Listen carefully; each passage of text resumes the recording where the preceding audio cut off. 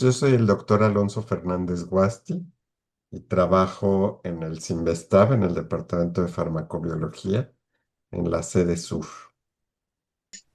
Recuerda el momento en el que entendió que el cerebro no solo regula funciones, sino también identidades. Sí, bueno, aquí hay que hacer una aclaración muy importante porque no es lo mismo identidad que preferencia, ¿verdad? Son conceptos un poco diferentes uno del otro. Identidad es con quien nos identificamos. Ujú. Y digamos que los cambios en la identidad sexual dan origen a la transexualidad, mientras que la preferencia es con quién deseamos tener una relación sexual y ahí lo importante, digamos, es el sujeto con el que deseamos tener una interacción sexual, no con quién nos identificamos o con qué sexo género nos identificamos, ¿no? Pero sí, bueno, es bien sabido, digamos, que las hormonas actuando en el sistema nervioso regulan la conducta sexual y a raíz, digamos, de esos descubrimientos a mediados del siglo pasado, pues parecía muy obvio que también regulaban la preferencia sexual, ¿no? Y que cambiar el ambiente hormonal de los individuos podía cambiar también su preferencia sexual. Y esto no fue así o no ha sido así, es decir, los humanos que han sido castrados o sujetos a tratamientos hormonales no cambian su orientación sexual, ¿verdad? Sino que mantienen la orientación sexual que ya tenían desde antes del tratamiento. Durante buena parte del siglo XX, la homosexualidad fue considerada erróneamente una enfermedad. Bajo esa premisa se implementaron diversas terapias médicas con la supuesta intención de corregirla o curarla. Entre ellas, las llamadas terapias hormonales ocupan un papel particularmente oscuro en la historia de la medicina. Uno de los casos más emblemáticos es el de Alan Turing, brillante matemático y pionero de la computación. Sus aportaciones fueron tales que hay quienes sugieren que sin él los aliados no habrían ganado la Segunda Guerra Mundial. Sin embargo, en 1952 fue sometido a un tratamiento de castración química con estrógenos tras ser condenado por su orientación sexual en Reino Unido. Aquella intervención no buscaba comprender la diversidad humana, sino reprimirla.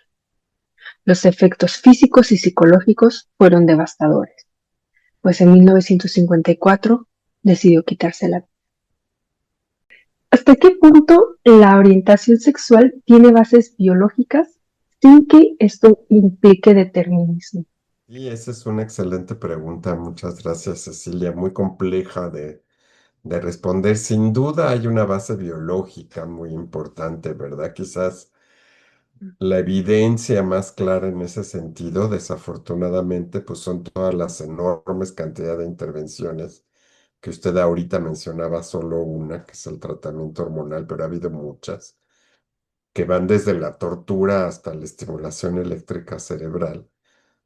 No funcionan para cambiar la orientación sexual de las personas, es decir, sobre todo los varones homosexuales, porque la homosexualidad masculina tiene un reto social mucho más importante que la femenina, pero la homosexualidad masculina ha sido tema, digamos, de tratamiento en diferentes sociedades con diferentes aproximaciones, como ya dije, desde las científicas hasta las más terribles, y ningún mecanismo ha mostrado ser útil para cambiar la orientación sexual. Entonces, si fuera una decisión o si fuera una conducta voluntaria, digamos, pues los individuos no tendrían que llegar a ese extremo, ¿verdad? Sino que se podría hacer un cambio antes de ser sometido a la tortura o a raíz de la tortura que pudiera cambiar.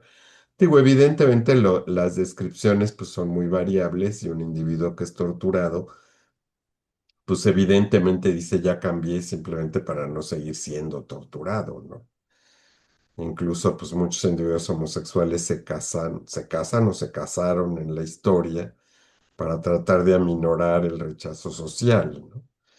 Pero evidentemente no funciona, digamos, hay un componente ahí muy importante que no debemos de perder de vista, de qué se declara para satisfacer a la sociedad y qué se vive. Y estos límites pues definen que los tratamientos no funcionan, ¿verdad? Entonces, en ese sentido, pues debe haber un componente mucho más fuerte que el volitivo o que el voluntario, es decir, debe haber un componente biológico extraordinariamente fuerte en el individuo que le impide realmente cambiar aunque quiera hacerlo, ¿no?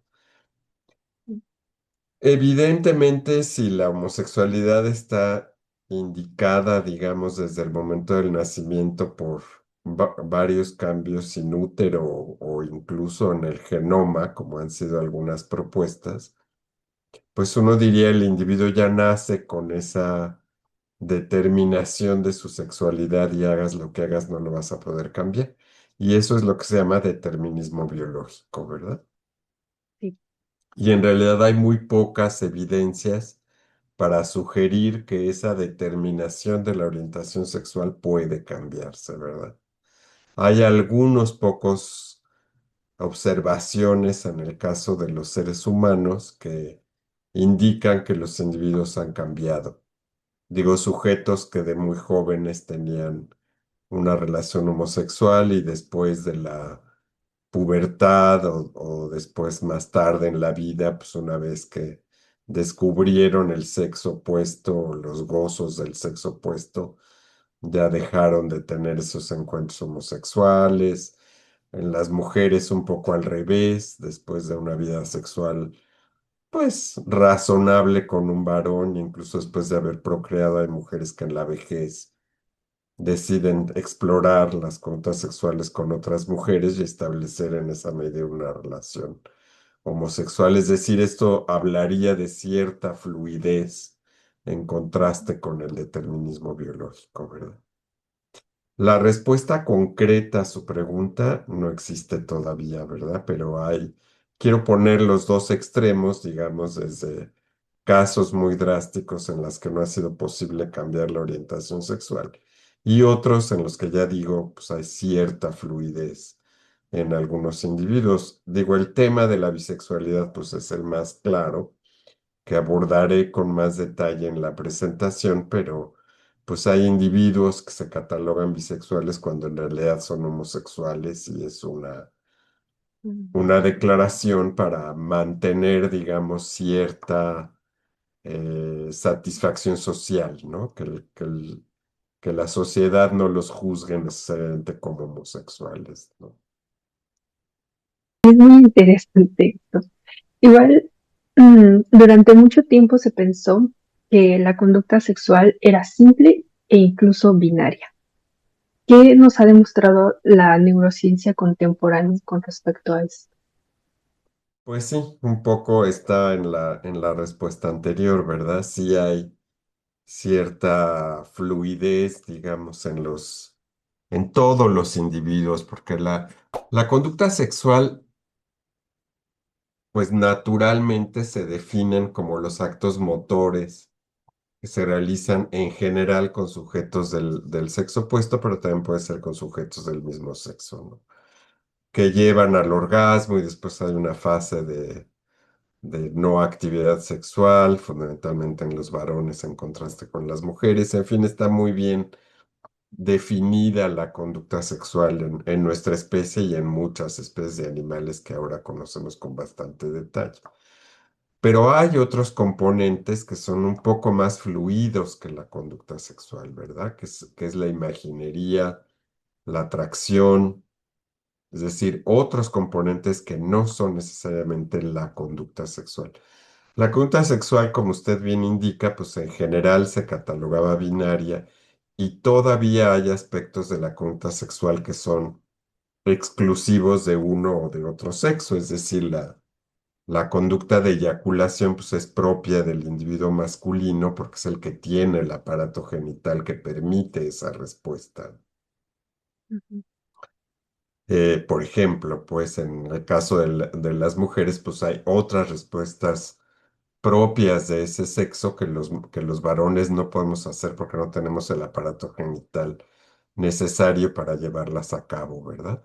Pero hay otros componentes que son más fluidos, además de la conducta sexual, como ya mencionaba, que son la atracción o la imaginería o incluso compartir algunos aspectos sociales que tienden o tendían en el siglo XIX y de ahí para atrás a darse más entre individuos del mismo sexo, ¿verdad? Digo, ha cambiado, digamos, la perspectiva de lo que era la amistad en el siglo XIX entre varones, en el cual las mujeres jugaban un papel social muy particular, muy asociado a la reproducción, pero casi nada más a ese nivel. No quiero ser discriminatorio en lo que estoy diciendo, simplemente es una radiografía de cómo era el mundo en esa época y los varones compartían pues su actividad intelectual y su actividad financiera y su actividad de casi del tipo que quiera que no fuera la reproductiva con otros varones, ¿verdad? Porque las mujeres no tenían el bagaje intelectual o necesario, digamos, para compartir esas inquietudes con los varones, ¿verdad? Lo cual estaba profundamente mal, digo, es una crítica, digamos, a esos aspectos sociales, pero producto de ellos, pues era esa interacción tan cercana que había entre varones, aunque no necesariamente tenían actividad sexual entre ellos. Pero ahora, si lo vemos a distancia, si vemos cómo se comportaba la sociedad en el siglo XIX, diríamos, o sea, podría haber una gran cantidad de individuos homosexuales porque compartían sus intereses intelectuales fundamentalmente con sujetos de su mismo sexo. A ujú, lo que voy es que hay otros componentes menos estrictos, digamos, que la sexualidad, aunque esta también se puede ejercer con individuos del mismo sexo, casi en su totalidad. Pero hay otros componentes que son mucho más fluidos, como la atracción o la imaginería, ¿verdad? Yo puedo imaginarme tener relaciones sexuales, pues casi con quien yo quisiera. Y eso es parte de la definición de la sexualidad, ¿verdad? Y en los criterios de Kinsey, que también explicaré con más detalle en la presentación, pues se considera no solamente la conducta sexual, sino la atracción o la imaginación para definir a los individuos y no necesariamente coinciden, es decir, hay individuos que tienen imaginaciones sexuales con otros de su mismo sexo, pero nunca conducta sexual, ¿verdad? La conducta es como el extremo ujú. como el extremo de la ejecución de la sexualidad, pero hay otros componentes que no necesariamente son tan extremos como ella y con los que podemos, entre comillas, jugar, ¿verdad? O tener más libertad y en ese sentido ser más fluidos. Ok, ok. Entonces estas personas que se quedan en la imaginación estarían siendo sujetas, entre otros muchos factores, a el estigma social y pensar que solamente aquí, porque es aquí en donde me puedo sentir libre. Esa es una buena parte. Una buena parte de la respuesta es esa, ¿verdad? No me atrevo a tener conducta sexual con alguien de mi mismo sexo, pero sí me atrevo a imaginarla, porque en la imaginación pues no interfiere la sociedad, aunque sí interfiere lo que llaman los psicólogos el superego, es decir, el individuo se puede castigar simplemente por la imaginería, porque cargamos un bagaje sociocultural atravesado por la religión, ¿verdad? Y entonces, en esa medida, la sola imaginería sí puede causar estrés en el individuo. Esa es una parte de la respuesta. La otra es, no me importa imaginarme tener conducta sexual con alguien de mi mismo sexo porque es parte de mi libertad sexual. O sea, simplemente como algo más, además del ejercicio de la sexualidad, ya sea con sujetos de mi mismo sexo o con sujetos del sexo opuesto, pues puedo imaginarme cómo sería tener relaciones sexuales con otros individuos, Ok. sin culpa y sin ninguna, al contrario, con procesos de excitación sexual, ¿verdad? Y bueno, ¿cómo podemos evitar que el conocimiento científico sea usado justamente para justificar estos estigmas? ¿Las neurociencias pueden servir como una herramienta de inclusión? Bueno, justo lo que tratamos de hacer los científicos que estudiamos estos procesos tan complejos, digamos, es tratar de desestigmatizar Ujú. la condena al ejercicio de la sexualidad en cualquiera de sus partes, ¿verdad? Mientras sean dos individuos adultos que consienten, pues no veo por qué tiene que opinar ni la sociedad ni el clero, ¿no? Es simplemente una libertad a la que debemos tener derecho todos los sujetos, ni el Estado, ni la sociedad, ni el clero tienen por qué opinar si son dos adultos que consienten, si son menores de edad, si están limitados en sus facultades mentales, si están limitados en sus facultades físicas. Si hay un abuso en cualquiera de sus manifestaciones, entonces sin duda debe opinar el Estado. Es decir, no debemos llegar a esos límites de ninguna manera. Pero si son dos adultos que consienten, no hay ninguna condición para que sea una conducta condenable. La ciencia lo que trata de hacer es un poco quitar la culpa que sin duda existe en el concepto de homosexualidad, ¿verdad? Primero, inducida por el clero, por la iglesia, que lo condenaba como un pecado, digamos, el pecado de sodomía. Naturalmente sigue siendo un pecado actualmente, pero cada vez más la sociedad ve a la homosexualidad como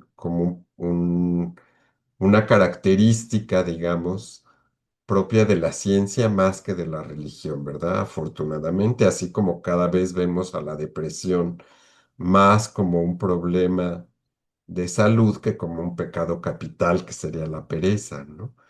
Entonces, digo, en este sentido nos estamos alejando, o tratamos los científicos de alejarnos de conceptos religiosos para meter, digamos, estas problemáticas al terreno de la investigación científica, que es mucho más razonable, digamos, que las condenas que propone la religión, ¿verdad?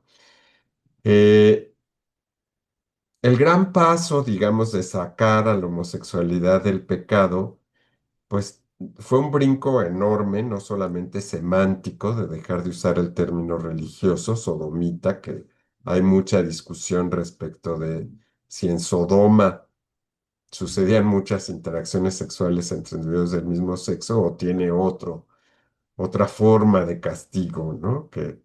Digo, es algo teológico en lo que no voy a entrar en este momento, pero salió, digamos, del terreno de la religión y entró al terreno del Estado como una ofensa, lo cual pues no fue necesariamente bueno, o necesariamente adecuado, pero sí mejor que dejar de ser un pecado, digo, ya había algo que lo incluía en las leyes, evidentemente, como ya dije, como una ofensa, lo cual no es lo mejor, o en el terreno de la medicina como una enfermedad, ¿verdad? Ujú. Y naturalmente, pues en el optimismo del siglo XX, toda enfermedad merece cura o merece tratamiento. Entonces, pues en ese sentido había que hacer algo para castigar a los homosexuales por parte del Estado, digamos, ya no del clero, o para tratar de curarlos, como en un terreno de la medicina. No es hasta el siglo XX y bastante bien entrado el siglo XX, los años 70 del siglo pasado, cuando con las revoluciones sexuales producidas fundamentalmente por la píldora anticonceptiva y por otros conceptos que tampoco voy a profundizar en este momento, pues proponen una libertad sexual más importante y el ejercicio, digamos, de la homosexualidad va perdiendo estos conceptos de enfermedad u ofensa para ser parte de la condición normal del ser humano. Por último, ¿qué le sigue sorprendiendo de la línea de investigación que usted tiene, aún después de años de estar metido en ella? Híjole.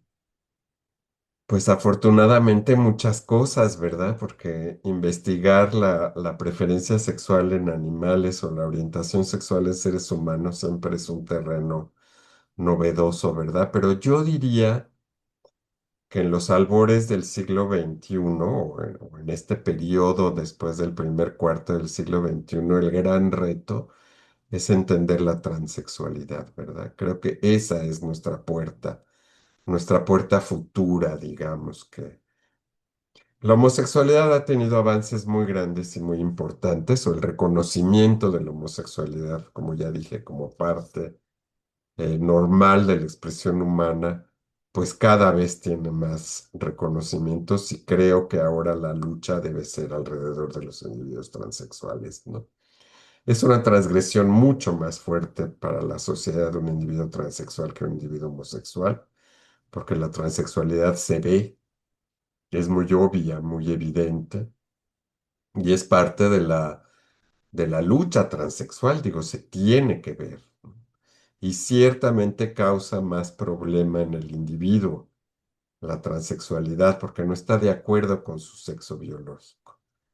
Y eso pues crea un conflicto muy importante en el sujeto. Como empecé diciendo en esta entrevista, la homosexualidad no tiene ese componente, ¿verdad? La mayoría de los individuos homosexuales están satisfechos con su sexo biológico. Simplemente desean tener su contacto sexual con sujetos del mismo sexo. No hay modelos animales de transexualidad porque tiene que ver con la identidad sexual y no sabemos cuál es la identidad de los animales, entonces en esa medida tenemos más dificultades, pero hay cada vez más avances o más retos en entender en dónde reside la transexualidad en el sistema nervioso central de los individuos, ¿verdad? No para curarla, no para cambiarla, pero para tratar de entenderla, sin duda. Lo maravilloso de la ciencia es que no solo responde preguntas, también nos invita a cuestionar lo que creemos saber. Le agradecemos al doctor Fernández Guasti y los esperamos en la Semana del Cerebro de Ciencias Biológicas para seguir pensando juntos.